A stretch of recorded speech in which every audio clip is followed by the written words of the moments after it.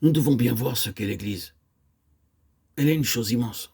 Tous ne constitueront pas cette maison spirituelle et ne feront pas partie de ces lévites qui servaient Dieu directement. L'ensemble de tous les croyants s'appelle l'Église.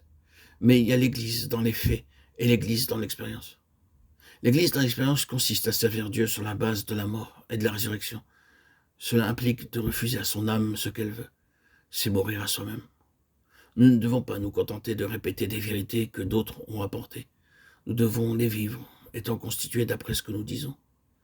Les vainqueurs auront part à la première résurrection parce que l'enlèvement aura lieu selon Apocalypse chapitre 3 verset 10. Parce que tu as gardé la parole de la persévérance en moi, je te garderai aussi de l'heure de la tentation, c'est-à-dire de l'heure de l'épreuve, et non pas à l'heure de l'épreuve. L'épreuve correspond au déclenchement de la grande tribulation lors de l'enlèvement. Les vainqueurs ou les lévites d'aujourd'hui ne verront pas la grande tribulation. Ils verront l'Antichrist, mais ils seront enlevés avant la grande tribulation.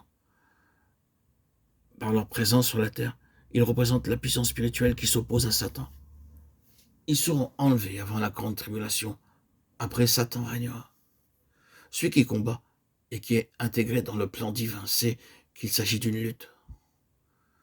Vous ne pouvez imaginer les conflits qui précèdent un rassemblement comme celui auquel nous participons. L'ennemi connaît la valeur des choses bien mieux que la plupart des croyants qui sont ignorants. Mais ces vainqueurs reviendront avec le Seigneur, après les noces de l'agneau qui auront lieu au ciel. Ils reviendront ensuite pour établir la dispensation du royaume et régner avec Christ.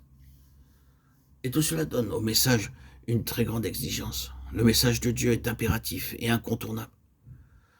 Il nous place devant des mots qui ont une signification claire et précise, dont on ne peut pas modifier le sens. Nous lisons dans l'Épître aux Hébreux, chapitre 3, verset 6, « La maison, c'est nous, pourvu que... » Certains ont voulu s'assurer que cette traduction était bien conforme au grec. Nous devons nous attacher à ce que le Seigneur dit. Pour cela, il n'est pas nécessaire de connaître le grec ou l'hébreu. C'est une bonne chose pour ceux qui le pratiquent, mais cela ne nous empêchera pas d'être éclairés si nous ne connaissons pas ces langues. Celui qui a un cœur entier reçoit la lumière. Si l'on est entier, nous serons éclairés. Mais dans le cas contraire, nous resterons dans l'obscurité. C'est un message direct auquel on ne peut pas échapper si nous sommes honnêtes. Que voyons-nous dans la Sainte Cité au chapitre 21 de l'Apocalypse? Un ensemble de personnes qui, au cours des âges, ont suivi l'agneau jusqu'au bout. Il n'y a pas de croissance sans la souffrance et nous devons encore le répéter. Beaucoup, en l'entendant, font demi-tour.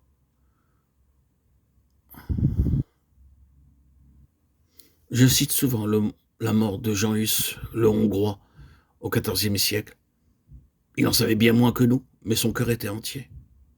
Il demandait la veille de son exécution sur le bûcher, « Seigneur, fais que je ne te renie pas dans la souffrance. »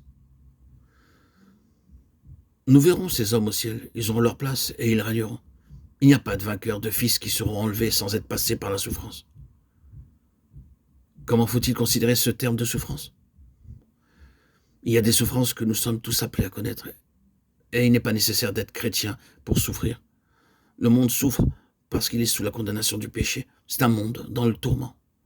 Ce ne sont pas ces épreuves auxquelles il est fait allusion dans la parole concernant ceux qui suivent le Seigneur. Ce sont des souffrances consécutives à leur obéissance. C'est donc un message extrêmement combattu, et quand les croyants retournent dans leur assemblée en disant « Je suis allé entendre ce message », les bras se lèvent au ciel. N'ayons pas peur de dire ce que nous avons entendu en tant qu'enfants de Dieu. Nous sommes placés devant des impératifs.